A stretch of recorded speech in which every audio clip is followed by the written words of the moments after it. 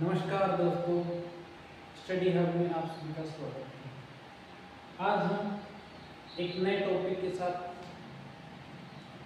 Capital asset pricing model की आज हम डिस्कस करने वाले हैं।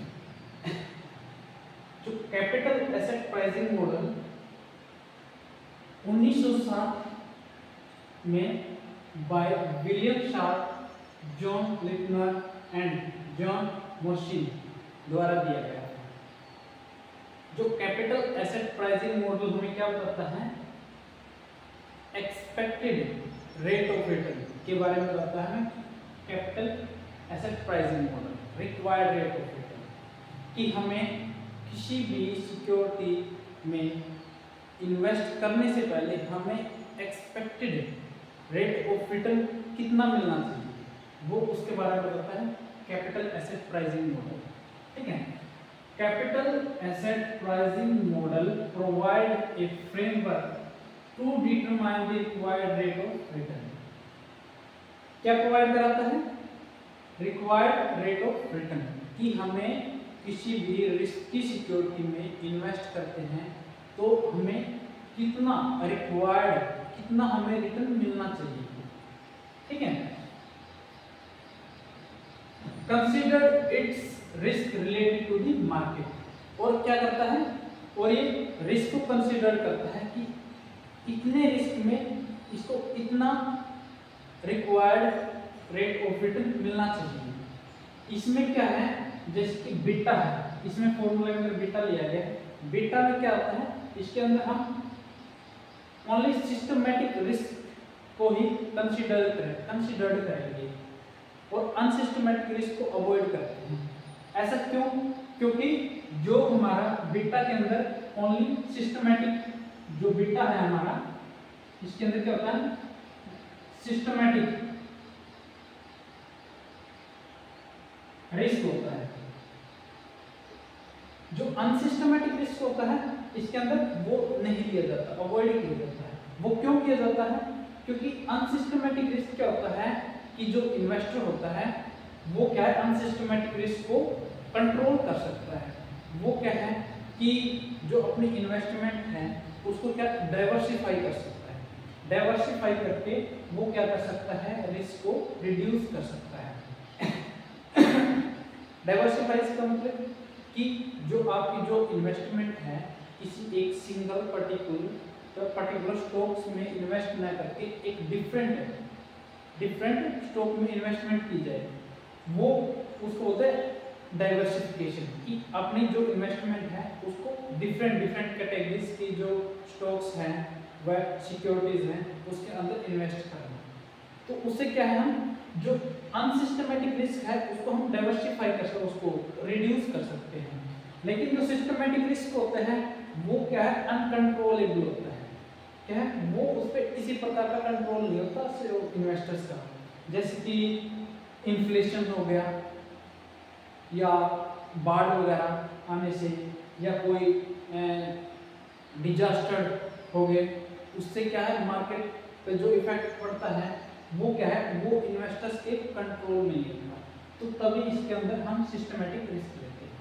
ठीक है, और जो हमें capital asset pricing model relationship बताता है किसके बीच में, सिस्टमैटिक रिस्क और एक्सपेक्टेड रेट ऑफ रिटर्न के बारे में। ठीक है, तो यहां देख लेते हैं फॉर्मूला के थ्रू। इसका एक फॉर्मूला है जो ER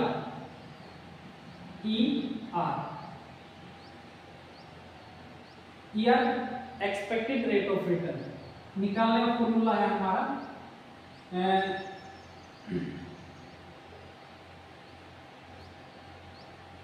free FR plus beta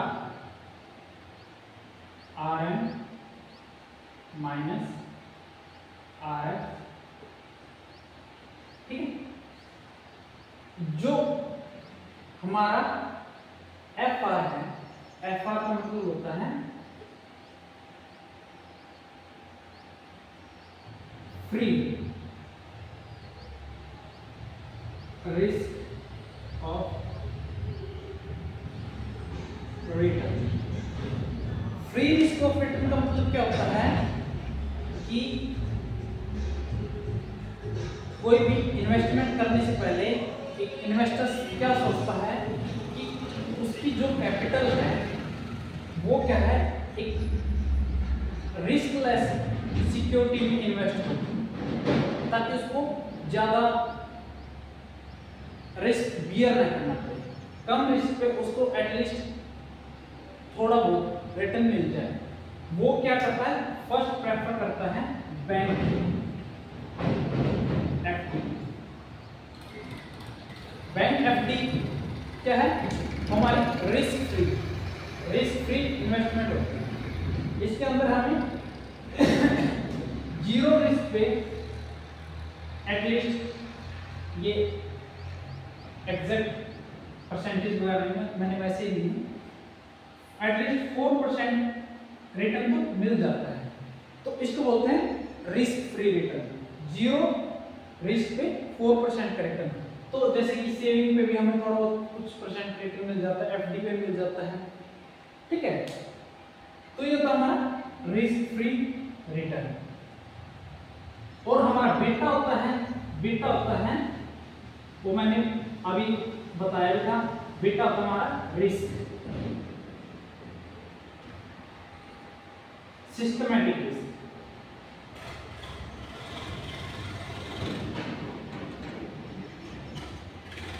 ठीक है, ये हमारा सिस्टमैटिक रिस्क है। और जो हमारा आरएम होता है और आरएफ होता है, इसमें जैसे कि यहाँ हमें 4% रिटर्न मिला था, ठीक है। अब कोई इन्वेस्टर चाहता है कि मुझे ज्यादा रिटर्न मिले, ठीक है, तो उसको क्या करना पड़ेगा, रिस्क को लेना पड़ेगा, ठीक है। इसमें एक ऐसी चीज एक और है, जो हमारा रिस्क होता है और हमारा रिटर्न होता है, इनके दोनों के बीच में पॉजिटिव रिलेशन होता है। रिस्क बढ़ेगा, रिटर्न बढ़ेगा, रिटर्न बढ़ेगा, रिस्क कम होगा, रिटर्न कम होगा, ठीक है। जैसे कि यहाँ रिस्क कम था लेकिन रिटर्न थोड़ा बहुत था, ठीक है। तो यदि इन्वेस्टर यहाँ से किसी रिस्की सिक्योरिटी में इन्वेस्टमेंट करता है, मान के चलो किसी स्टॉक्स में इन्वेस्ट करता है, स्टॉक में इन्वेस्ट करता है, ठीक है, किसी भी कंपनी का स्टॉक में इन्वेस्ट करता है, उसको मान के चलो एक रिस्क पे उसको यहाँ जीरो रिस्क पे हमें कितना मिलता था, 4%, ठीक है, हमें 4 मिलता था। एक पे रिस्क ज्यादा है तो रिटर्न भी ज्यादा होगा। वो मान के एक्सपेक्ट करता है कि इसको कितना मिलना चाहिए, 11, ठीक है, 11 तो मिलना चाहिए, क्योंकि जीरो पे उसको 4 मिल रहा था, यहाँ तो 11 तो मिलना चाहिए, ठीक है। तो ये क्या होता है, ये हमारा होता है मार्केट रिस्क प्रीमियम होता है, जो हमारा जैसे कि ये, इसमें क्या करते हैं हम, क्या करते हैं, जो हमारा 11 है, एक रिस्क सिक्योरिटी में इन्वेस्टमेंट करने के लिए हमें 11 रिटर्न तो मिलना चाहिए।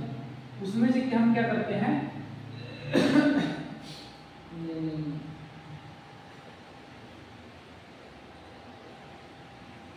4 हमारा रिस्क फ्री कितना हो गया, 15 हो गया, 15 हो गया ना। हमारा 15 है ना, ये 15 हमारा RM है, ठीक है। 11 हमें रिस्क लेकर मिला था और 4 हमें रिस्क फ्री थे, तब हमें क्या रिटर्न मिला था, 15 RM हो जाएगा अपना ये, ठीक है। तो इसको हम फॉर्मूले के अंदर रखेंगे, जैसे कि रिस्क फ्री अपना कितना है, रिस्क फ्री हमारा कितना है 4, ठीक है। और बीटा हमारा कितना है 1 है,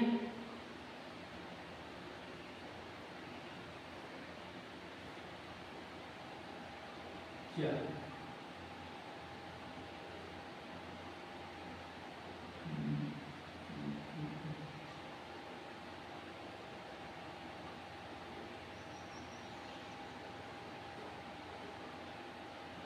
15 जो हमारा एक्सपेक्टेड रेट ऑफ 15 आ जाएगा, ठीक है। यहाँ कुछ भी ले लो, 10 ले लो, ठीक है। मैंने तो ऐसे ही लिया था, ठीक है। तो ये हमारा होता है एक्सपेक्टेड रेट ऑफ रिटर्न। इसमें ग्राफ होता है, जैसे कि मैं आपको एक ग्राफ के थ्रू समझाता हूं।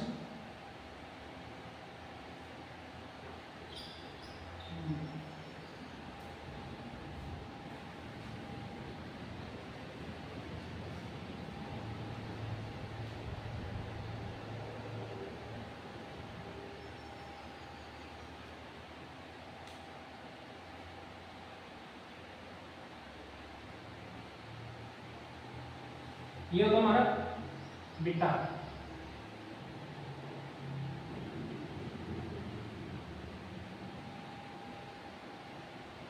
ये हमारा एक्सपेक्टेड रेट ऑफ रिटर्न, ठीक है। एक्सपेक्टेड रेट ऑफ रिटर्न में हमारा 0 था, 0 पे कुछ परसेंट तो हमें रिटर्न मिल रहा है, ठीक है। तो हमारा यहां जो कुछ परसेंट रिटर्न,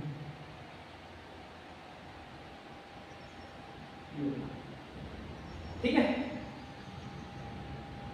तो हम किसी रिस्की सिक्योरिटी में इन्वेस्ट करेंगे तो उससे क्या हो जाएगा, हमारा रिस्क बढ़ेगा। रिस्क 0 था, रिस्क माने थोड़ा हमने बढ़ा दिया था, 1 हो गया था ना रिस्क, ठीक है। तो हमारा क्या हो गया था, जो रिटर्न था वो बढ़ के ऊपर चला गया था। यहाँ हमारा रिटर्न कितना हो गया RM, ठीक है।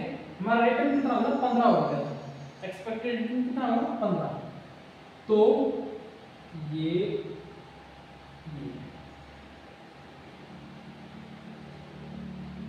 देखो, इतने रिस्क के लिए, इतना रिस्क लेने के लिए हमें कितना रिटर्न मिला है, समझिए इतना। यहां तक तो हमारा रिस्क फ्री था रिटर्न, ये तो हमारा रिस्क फ्री रिटर्न हो गया।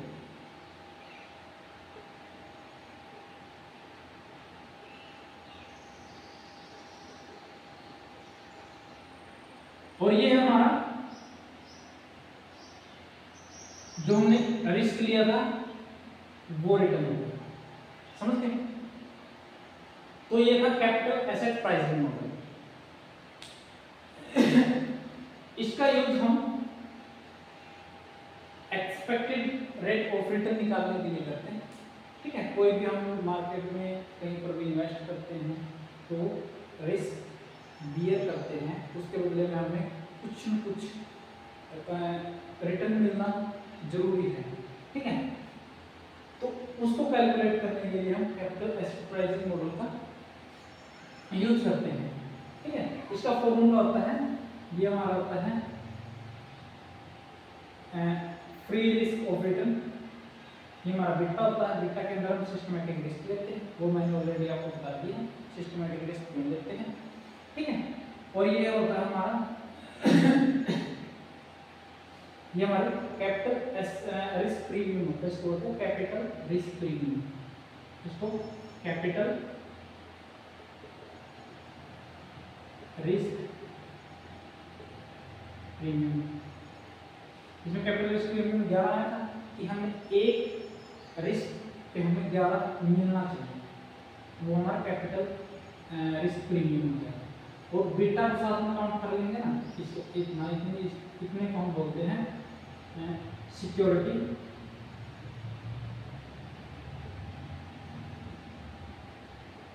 Risk premium. Security risk premium हमारे कितना आया था, 11 आया था। कि एक सिक्योरिटी में इन्वेस्ट करेंगे ना, हम मैंने बोला था कि स्टॉक, कोई भी स्टॉक ले लेते हैं, उसमें एक रिस्क पे हमें 11 आया था हमारा, तो 11 कैपिटल रिस्क प्रीमियम आया था 11। ठीक है, हमारा सिक्योरिटी रिस्क प्रीमियम भी 11 में हो जाएगा। ठीक है, और हमारा एक्सपेक्टेड रेट ऑफ रिटर्न हमारा 11 expected rate of return 11 free risk free return 11 एक था, क्या था प्लस 11 15 हो जाएगा, एक्सपेक्टेड रेट ऑफ रिटर्न 15 हो जाएगा। ठीक है, तो ये था capital asset pricing model. I hope आप सबको ये वीडियो अच्छी लगी हो। Please subscribe my YouTube channel. Thank you. जय हिंद, जय भारत।